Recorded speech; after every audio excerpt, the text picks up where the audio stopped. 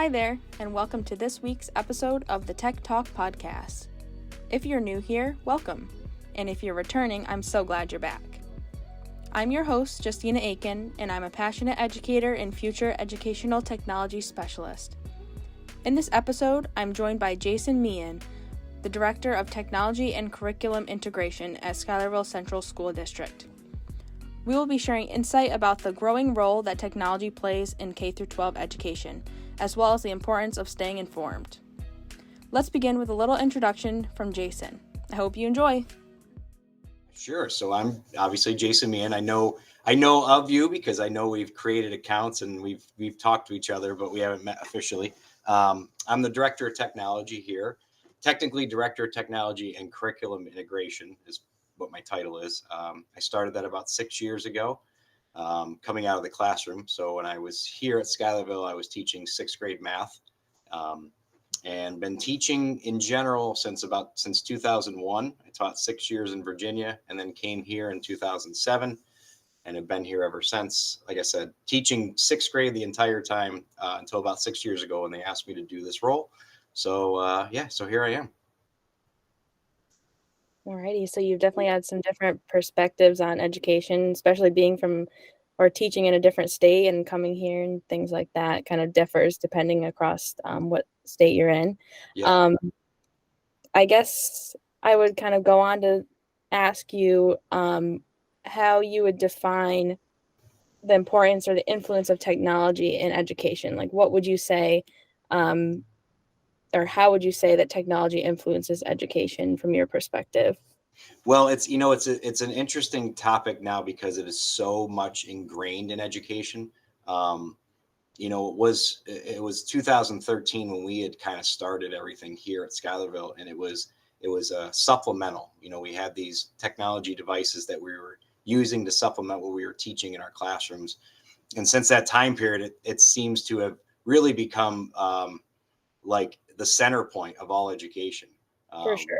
Curriculum is digital. Everything. I mean, textbooks are kind of, they're still out there, but rarely used. So, I mean, technology is kind of the center point now for everything, whether it's just what they're learning in the classrooms or like the kids, their opportunities to be able to take college classes. And that started a long, long time ago, but just the opportunities for kids is huge. And I think really and truly just understanding the technology, what you can do with it, because it's really hard to find something after school, for these kids and for students going on that they're not going to be required to do something with technology. You know what I mean? It's rare. I mean, I think just recently I was talking about writing checks, and like I only write checks for like my dog groomer, and everything's electronic, and getting my parents electronically savvy who came way before me. And so now you got kids. I mean, kids are coming through so much more savvy with electronics, but using them in the workforce, I think, is huge. I think that's ultimately our role is creating citizens. They're going to learn stuff in school that they're going to apply, and it depends on what field they go into. But just the understanding the use of what it can do. I mean, it's overtaking everything that we do. It's pretty incredible. The last like 10 years, how much it's grown. Definitely. And you see like kids know how to work technology from like the things that they do on their phones and social media and things like that, or like gaming and stuff, but then applying it to kind of like a work in like a serious environment is a different task, I feel like. So separating like the professional technology use versus like just recreational, like whatever they want to do when they get home, is kind of a central focus as a teacher, I feel like, definitely. Right. And it really feeds into your role as well. Yep. So maybe you want to give some examples, or at least an example of some technologies that Schuylerville has been recently focusing on integrating. Yeah, I think that it's interesting. Every end of the year, this is usually the time that we're reflecting on. It's only March, but we are approaching the end of the year, and we're always reflecting on what we're doing and what's going to be implemented next year. Because I feel like every year there's something new, something additional. One of our big things is the fact that, like, we started this, the kids that graduated in 2020 were the first kids to ever have any type of technology in their classroom. And we were an iPad driven school, a tablet driven school. And then we had made the switch to Chromebooks, like a lot of schools around us, for multiple reasons. Funding, one, also being a Google platform, using Apple products in a Google world sometimes is tricky. Right. The And software doesn't match up and it yeah, creates and challenges. and technology is difficult in the aspect of when you're talking about, like in my role, getting the best technology out there for staff and students. It's difficult in a way because you go into a classroom and every teacher needs to use it differently. So, Hmm. when you're trying to think about what's the best platform, what's the best technology, whether it's devices or software, it's hard because I could talk to a language arts teacher, and I could talk to a math teacher, and I could talk to a science teacher and a PE teacher, and that's just within our K-12 world, and everybody uses it differently. And I need a keyboard. Well, I need a touch screen for writing, and I think the initiative that we rolled out Chromebooks really quickly. We switched over in 1 year. We went 3 through 12 in one summer. We Wow. swapped. Our plan was to do a 4-year plan, and the administration decided let's just do it. So we collected grades 3 through 12 and redid grades 3 through 12 in one summer 3 years ago. And that was a big learning curve for us because from a teaching aspect, we hadn't done it. We hadn't trialed it. We trialed it with a sixth grade team, my old sixth grade team. Hmm. But to roll it out that quickly and then all of a sudden tell teachers like, hey, so your kids are coming in next year with a completely different device, with different aspects, it was difficult. But yeah, the device piece is there. We're another thing that a lot of our curriculum, math, social studies, science, all digital now. So oftentimes we're getting new platforms there. I think right now, we're pretty covered in everything. I think we've rolled out math, K through 12. We rolled out a social studies program a year ago, 6 through 12. I think we're looking into science currently. That's probably the next one in line. We have some supplemental stuff that science teachers use, but I just feel like it's something new every year. It's digital management, or it's classroom management tools. There's something new every year. I think we're pretty good on devices at this point, but now it's just a matter of what software we're using. For sure. And I feel like as time goes on, like you said, you had to be quick and kind of flexible. And yeah, we want to roll out this new Chromebook initiative, but by the time you put on a 4-year initiative, that 4-year period, they're going to go outdated, and you're going to have to kind of be on your toes with that. So Yeah, be able it's to hard roll to predict. It's hard to predict. I can't say 10 years from now we're still going to be using these devices. Who knows? Honestly, really, who knows what we're going to be doing in 10 years? Honestly. for sure. Um, I've had some discussion in some of my graduate classes about like AI and virtual reality stuff being pushed into classrooms, although it's kind of like new in Yeah. the educational world. Would you want to speak on that a little bit? Maybe I know you had mentioned that in your questions here that you didn't have really specific experience Yeah. at Schuylerville, but you know it's coming, so maybe you want to. Yeah. So, we haven't really rolled out any technical programs involving, we have teachers that will do, virtual reality field trips with their students, but we're Mhm. not rolling out any type of virtual reality programming or devices or clubs or it's definitely, it's coming. I know, not necessarily in the same category, but some schools around us have gotten more into gaming and programming and having clubs like that. So it's only a matter of time. We have something like that here. Um, AI is an interesting piece because that has been one that has recently come to our attention, our department, because of teachers, just their concern, because we haven't really, we haven't really gotten educated enough because it's so new on how are we going to, because we're not going to be able to fight against it forever. Right now we can limit it so that our students aren't essentially using it the wrong way. But as you see more and more people using AI in the actual world, using it for songwriting and for things they're doing in their job and code create, we're going to have to kind of figure out how to utilize it here the correct way. We haven't yet. I think as I talk to directors around me, we're all kind of in the same boat. Is what are we doing here? So right now it's a lot of like limiting the aspect of what kids can use it for. But it's definitely coming. We actually have, I think next Friday, we have a staff development day, and we have a speaker coming in to talk a little bit more about AI. So teachers are kind of are going there for some workshopping.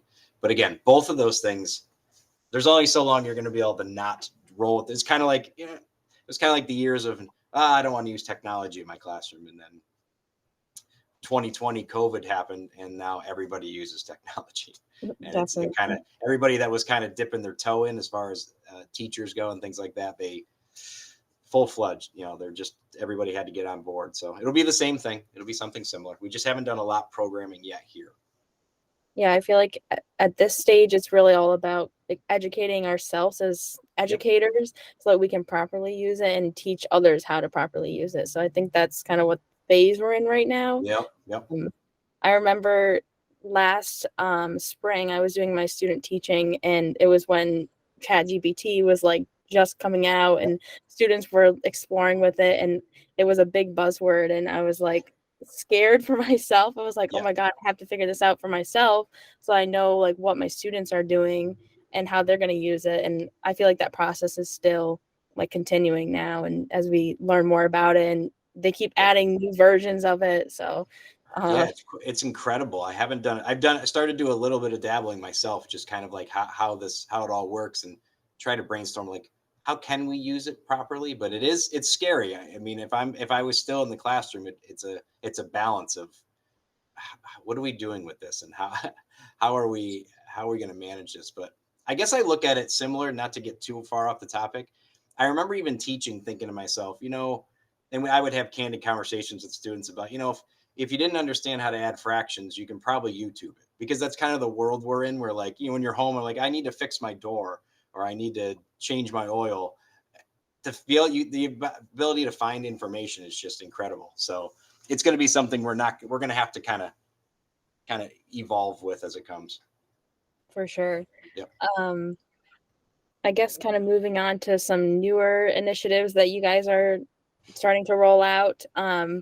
What is like a particular one that you guys are focusing on right now? I know you mentioned that each year it seems like something new is coming out, or you're trying to improve practice in some type of way. So if you want to talk a little about that. Yeah, I think we kind of settled in going into looking over some of the software and some of the devices and things. I think going into the 24-25 year, I think we're pretty settled in what we are purchasing as far as our digital curriculum, our supplemental curriculum. We're not really looking to add. We've kind of narrowed down. In fact, when we went remote for COVID, that actually kind of helped us in a way for staff to be able to narrow down what we are doing, because it was kind of the Wild West. I think for a lot of school districts, there was software coming out so fast that you were trying. Even when I was in the classroom 6 years ago, I was always trying new things. Obviously, our ed law and some of the privacy policies have also helped really trim that fleet down. But one of the big things we're doing next year is we're launching a Parent Square, which is a platform for our communications district-wide. A lot of school districts use it. We've been using a different platform for the last few years for our communications director. But the good piece to it for us is going to be for classrooms to be able to communicate with parents on everybody on the same platform. We've been all over the place as far as platforms, and high school teachers use this to communicate with parents. Some teachers email, some teachers do this because they don't have access to parents don't have access to Google Classroom as much as they would like. So, Right. Platforms like Seesaw and Remind and a few others, Clash Dojo, ways for like parents to our teachers to communicate. So Parent Square is going to take all of those and put it all together. So not only can we communicate to the community, but our teachers, our coaches, our advisors will all be able to use the same platform. So we're kind of excited about having something standard. I'm sure it's confusing for parents to move from grade level and teacher, and now you got used to using this platform, and then they go on to the middle school and they use this platform, and then so it'll be nice to be all kind of consistency K-12. So I'm excited about that. Yeah, so there's like one place to go, especially like for parents nowadays. I know it's like it feels like an extra thing to do, like to Oh, yeah. communicate with a parent or to communicate to a teacher or something like that. So I feel like making those lines of communication simpler and more efficient is Mhm. going to help on both ends, I feel like. Absolutely. Um, and it requires a lot of flexibility, like you said, like adapting to the different technologies that you have now and then changing to one new one. It's going to take a certain period of time for everyone to get kind of acclimated to that. Um, would you say that like the teachers are more open to creating that new platform, the unified platform, or was it like a technology initiative like you guys suggested it, or was kind of like a combination of both? A combination of both. I will actually say for this one in particular, we had teachers approach us about it, approach myself, the communications director, our curriculum director. We have a couple of different people in different aspects, and had mentioned this communication tool because we have a lot of the staff members who maybe have or live in different districts. So you hear that piece not only from myself talking to other school districts around us and directors, but when you have staff members who live in other districts, you kind of get some ideas from them as well. Like, oh, this is what they're doing in this district, and we'll reach out. And so that was kind of how this one started. We had a platform, and then we also knew we had these other platforms that people were using, and it was something we've talked about of how to get on the same page K-12, mainly for parents, because again, when you have staff members here that are also parents, they know how difficult it can be to track their own kids. Um, so that was kind of how it started, and that's kind of how a lot of ideas start here. It's just leaning on the staff, leaning on directors from other school districts, just ideas that we have on our own. Like, we do it this way, but there's got to be something else, another way to do this. And I feel like that's every year we're on a daily, weekly, monthly basis, we're looking at what we're doing and we're thinking ourselves, there's got to be there might be something else, another way to do this. And I get phone calls from directors as well in other districts going, hey, I see on your website you do this, this, and this. How did you get there? Or I'll do the same thing. I'll kind of look at some other districts' technology pages and be like, all right, so looks like they're using this platform, and reach out to them. There's just so much that you have to lean on other people, because as myself and alone, it's hard to keep up with all the technology. And as I said before, in some of the questions that you had given me before, I'm not in the classroom anymore. So a lot of the judgment calls I'm making is calls based on what I hear from teachers, what their needs are. I'm still reflecting back on my experience, but as I get further and further away, I think 6 years ago when I was in the classroom using devices, that world is so different than when I was even using them, 6 years ago. So like I got to constantly have communication with the staff that are on the front lines every day, in order to make sure that we're doing everything possible to provide our kids and our staff what they need. Right. And I think that kind of disconnect between like people in the higher, more administrative role, who have the power to make those decisions are the ones who haven't really been in the classroom. So that's where you come up with some different challenges and things like that, where your teachers are pushing back against something that you might implement because it doesn't reflect what their daily practice looks like and it doesn't support that. But it sounds like Schuylerville has kind of a handle on the communication lines between like teachers and administration and teachers and the technology department and stuff, so that everything's kind of streamlined and hopefully seamless. Yeah, what I find too is I think the more it's happened more, the type of person I am in this role, I would say probably 6 years ago was probably less likely. Most people in the director role in school districts were IT driven, like they were IT background, but most of them weren't in a classroom before. They knew IT. And so for me, I'm coming more from a classroom background. And over the 6 years, my IT brain has gotten way more than it probably was obviously 6 years ago. And I knew more of the integration part. And now I know a lot more of the IT part. But the one benefit I would think I have, and I see other districts doing it similar to what we're doing here, is when I talk to a teacher, I at least have a little bit of, I don't know, they can look at me and say, okay, well, you've taught before. I know it's been 6 years, but like they know, and I'm coming to them with something, an idea that I've been in a classroom before, which is helpful. It's kind of like a middleman between like you said, administration and the staff. and be able to say, like, listen, this is what they really need or they don't need. And when they say so, I know when a teacher has a problem, I understand that it's the biggest problem for them right now because they have a classroom of 20 something kids and their computer doesn't work. I mean, it could be that simple, right? So it's been helpful to have a background of teaching and then be in this role. I think it's benefited me as far as getting things implemented. Teachers are a little more like, okay, we'll try it. Yeah, like gives you a boost of like kind of like a connecting piece between them and you, and it's not like it's like credibility. I couldn't think of the word, but I don't know if that's that's the proper word, but yeah, something like that where they can say, all right, you taught before, so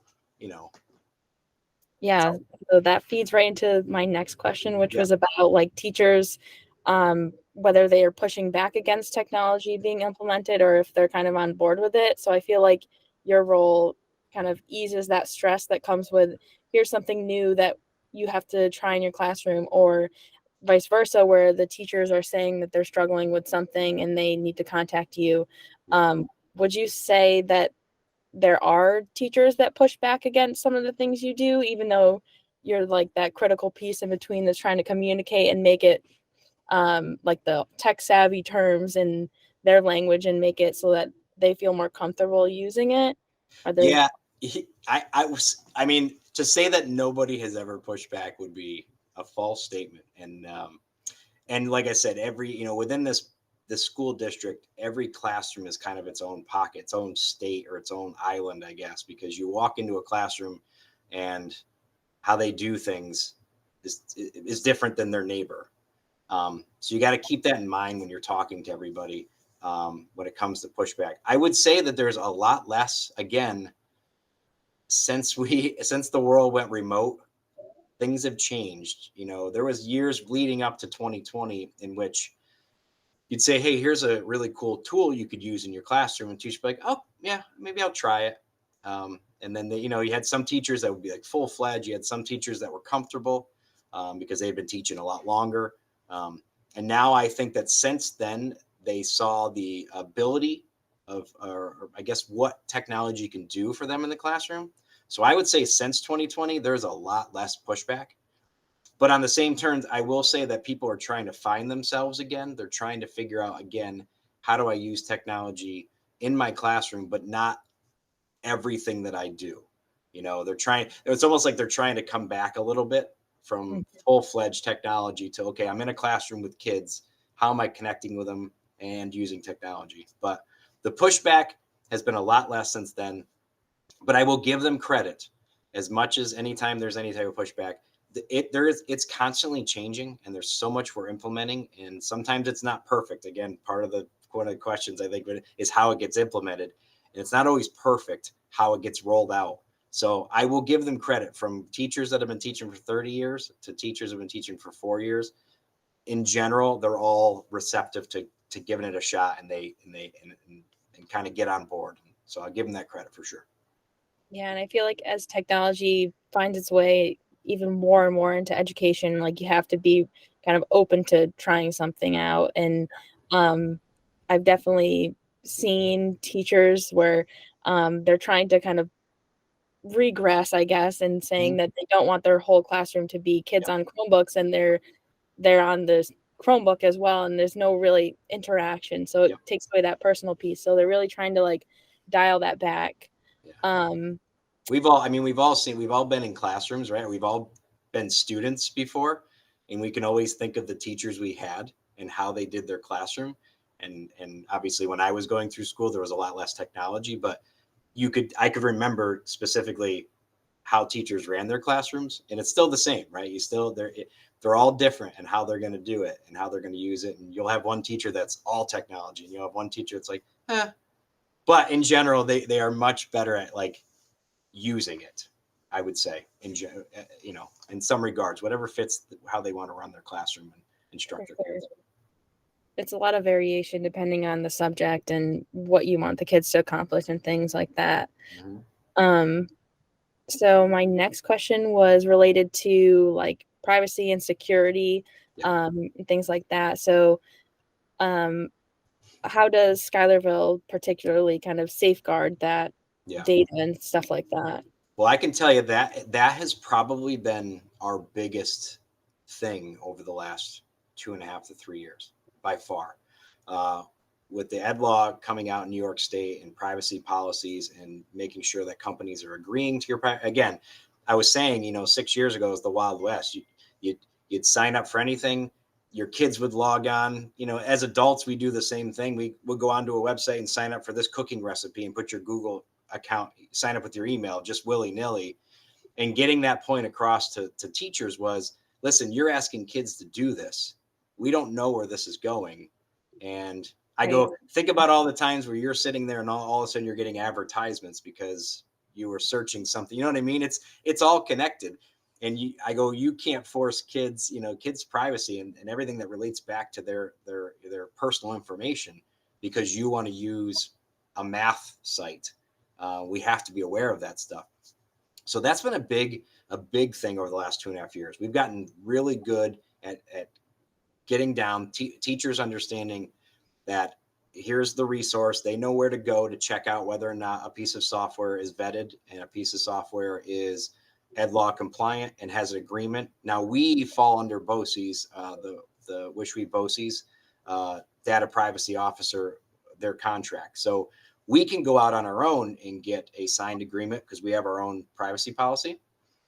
We also fall kind of under the umbrella of the BOCES, which covers, I think, 33 schools districts.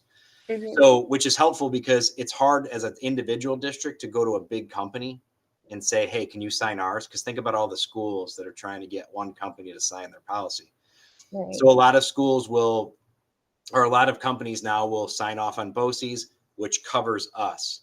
And so we have a document that is where teachers can search, seeing whether or not a website or a piece of software is ed law compliant. If it's not, they have steps in which they will fill out a form that contacts me. I will then vet the software. I will contact BOCES, and in some cases we've gotten software signed off on that wasn't. Which is helpful because of this umbrella, if it signs off for us, it's good for our neighboring schools. So, right. But occasionally we come across a new program, and we just had a recent one. It was a math college program. Kids were taking like a math college credits course. Mm-hmm.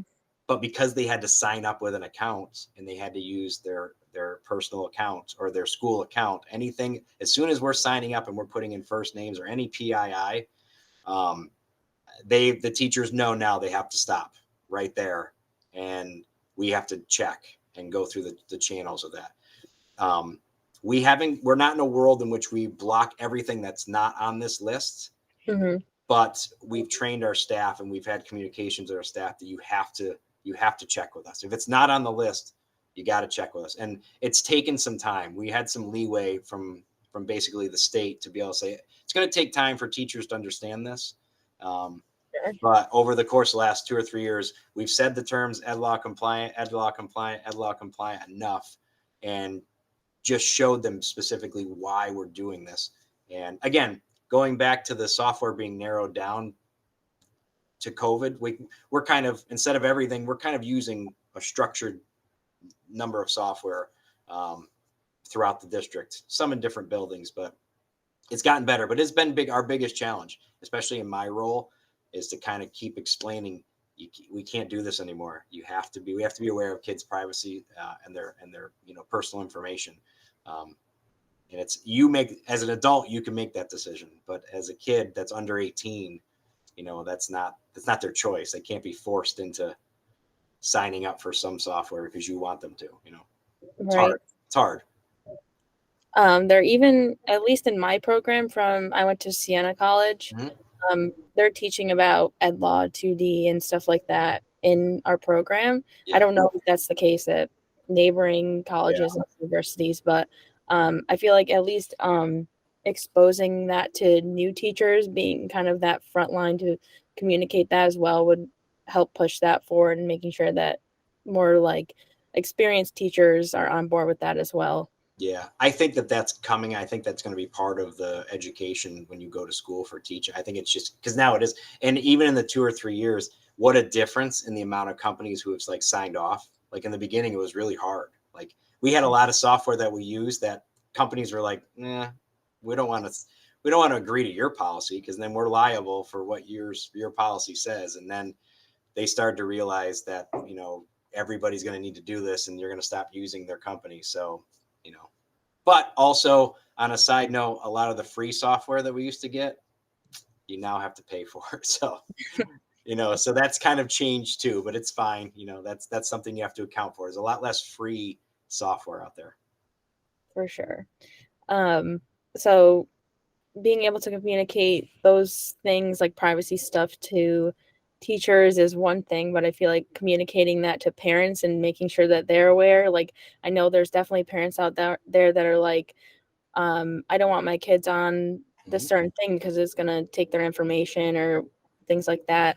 How does your district communicate that to parents? I know maybe it might be a thing you could incorporate in your Parent Square initiative, maybe communicating technology stuff through there, but what do you currently do?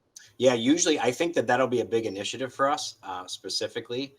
Right now, it's a lot of it comes out of bulk communication through our communications director. Any updates for us and any updates that I have in the technology world, I usually have her push it out to the community so that they know. It's always hard to find because you're always trying to figure out what's the best line of communication. Like, what are people going to check? I find that even with my job with teachers, like some will read their emails, some are better off going to my technology page, and some people like when I put bookmarks, and some people like a monthly or weekly update. So it's tricky getting that information out.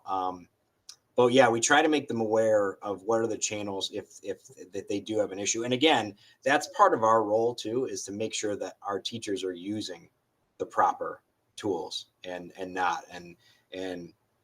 again, when you have districts or you have parents or teachers, for instance, one thing, if you have parents that teach in other districts, they're very knowledgeable. Like if we have a teacher here that maybe their kid goes to a neighboring district, they'll know that like, well, in my district, we can't use this software, Right. So it's a matter of schools all getting, it's hard getting that communication out to teachers. And that's where that's been like two and a half years to get our teachers using the proper software so that we don't run into the issues with parents, but we do try to make it known through our website, through my page, through communications director, that if you have a question to reach out. And I've had inquiries over the last 2 or 3 years from parents on different software that has been brought to my attention that either was okay or we had to look into it for sure. And that's part of the process. This new ed law thing. It's part of the move over to getting everybody on board. It takes a little time to stop using what you've been using for years because you can't use it anymore.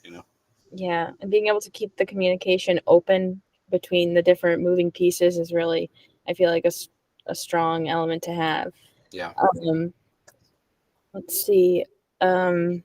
My only other thought kind of related to proper use of technology and implementing it would be related to like equitable access for all students, because that's a big concern nowadays. So what does your school do to make sure that everybody has equal and equitable access to technology and things that you guys are rolling out? Yeah. So we have we automatically every student gets their proper device depending on the grade level it is. And currently here, our K1 and 2 still have iPads. They haven't made the move to Chrome just because of what they use them for. They don't use a lot of keyboarding and things like that. Mm-hmm. In third grade, they get a new Chromebook. In sixth grade, they get a new Chromebook. In ninth grade, they get a new Chromebook. So every 3 to 4 years, they get a new device. We ask the device to get 3 or 4 years out of it. But our students and parents, they sign off on student responsibilities. We have it listed out what the responsibilities are. The loan agreement, acceptable use policy that all the kids, when they first get their device, they sign off on because we do have the ability, obviously, to do some things as far as like their use of the device if they're not using it properly from an administrative standpoint, or my department as well when it comes to like devices that break and how we handle a device. Every school district's different in that regards too. So those are some of the big pieces as far as getting that out. We also, around COVID time, we had looked into it previous to 2020. And now we do have mobile hotspots that we offer every year for free. I think it's gotten lower, but at one time I think we had 100 of them, and now I think in district we not all of them ever got signed out, but we weren't sure, especially when we went remote. We were nervous about kids, and then the following year we weren't remote, but we were half and half, so kids were at home half the time. Now I think I can tell you right now I probably have like 15 of them signed out K-12. So I have about 15 different families that need access. I just signed one out 2 days ago. Had a parent reach out to me. They were just having some issues with internet and affording internet. So we have, as long as they have cell service. Sometimes in our district, it's cell service that if you don't have cell service, because we're out in the country at times and some of the roads we take. But we do offer that. So everybody gets a device. Everybody gets, they do got to sign a loan agreement, acceptable use policy. And then anybody we do offer, we would get more hotspots if we needed. Right now, we haven't needed more than, I think we have 30, and we've signed out about 15 this year. I never heard of that before, but I guess it makes sense with the pandemic and being able to provide internet access to everyone, because yikes if you couldn't. Yeah, and they're now doing it. They're now offering a lot of initiatives through funding to like put hotspots on buses.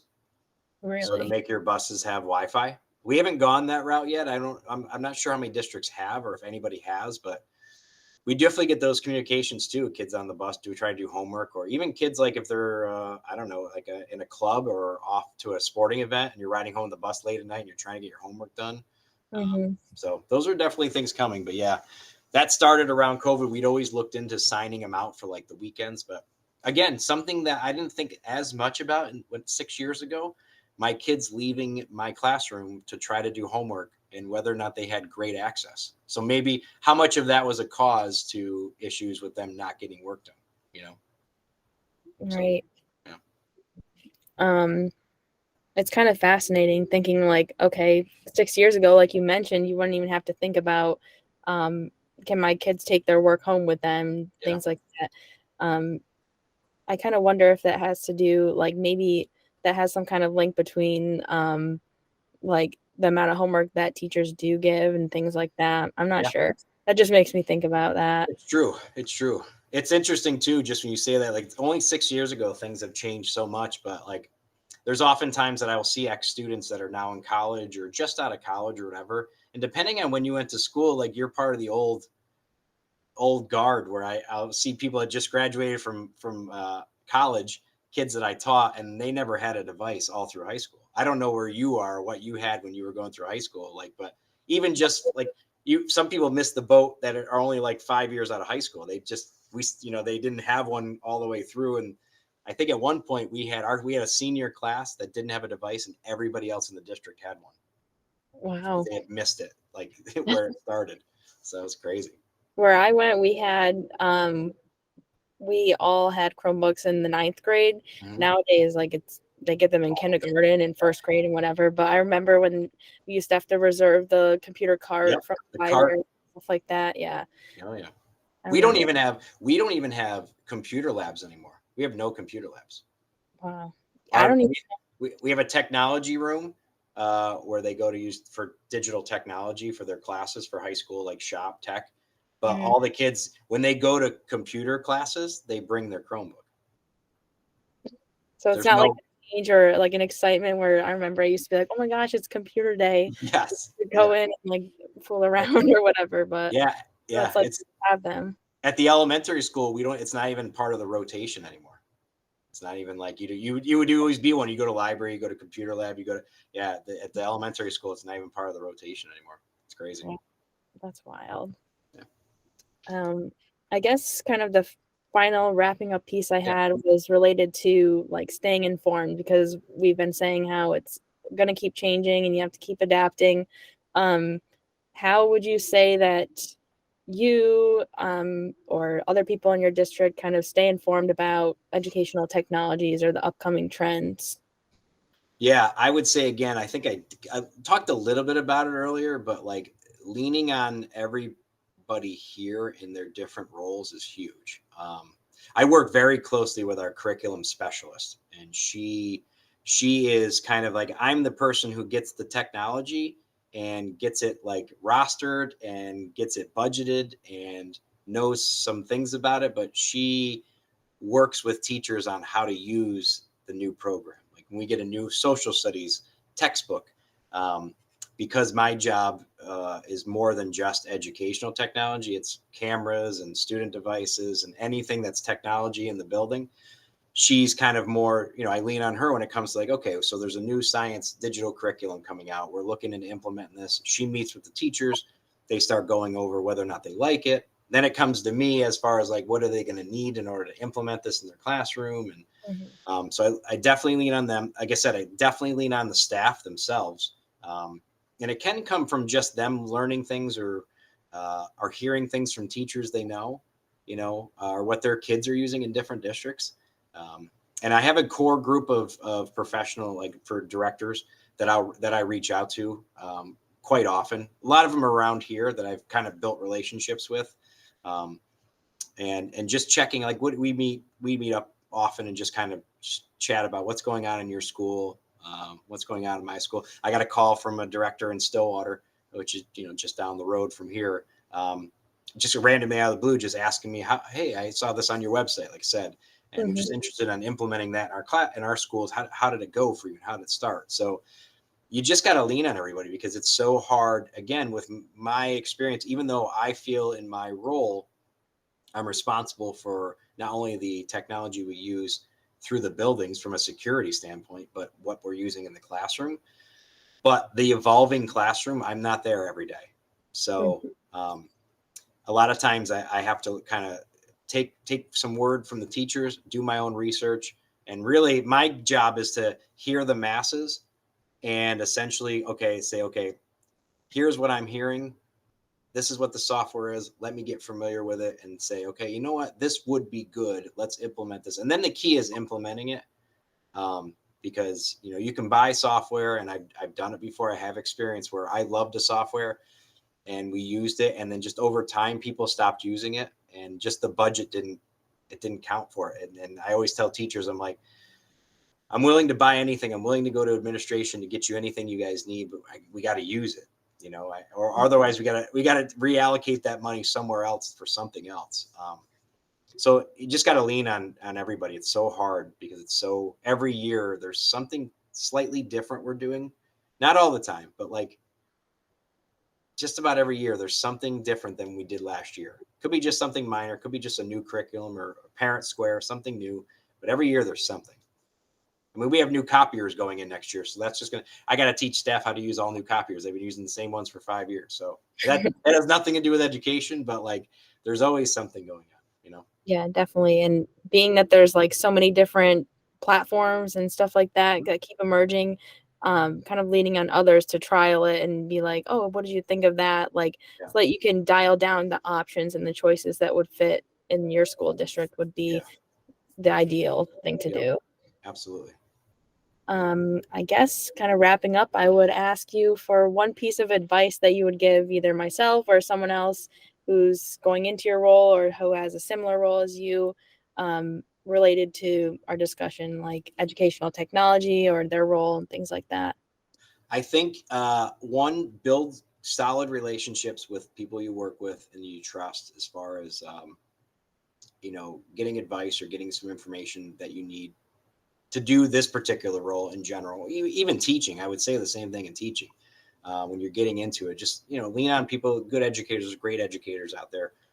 Lean on those people as far as like their background and their use of technology, and just be willing to like evolve. You have to, like, you can't, it's hard. I didn't think 6 years ago that my role would change so much, but it changes so much every year. Like what we're doing is different every year, which is exciting. It's exciting that it changes that fast, but it's like we had said earlier, if you ask me to predict like in 10 years, like what are we going to be doing? We may not be using Google Chromebooks anymore. There might be a whole new platform, out there that we are not using Chromebooks. Google maybe has lost in education. Maybe some other company has taken over the education world as far as K-12 goes. Who knows? I mean, it's hard to tell. So just be ready to evolve, be ready to keep learning. But it's exciting. It's very exciting. Yeah. So different, so different.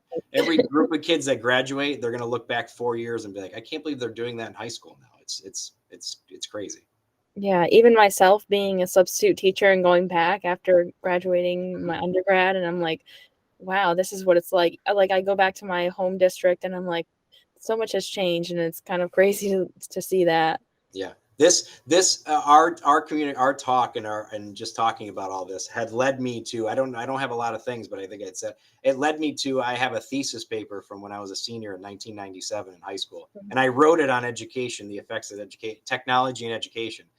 And we didn't have a lot at that. I didn't have a cell phone at that point. So, but I knew I wanted to go into education and I like technology, and I figured, but that paper is so different than where we are. It's like way past where I ever thought we would be going. So it's incredible. There you have it, folks. A special thank you goes out to Jason for his willingness to share his expertise and knowledge with us today. I hope you found this episode to be informative as well as inspirational to your personal and professional journey. And I welcome you to check out future episodes of this podcast. Happy learning!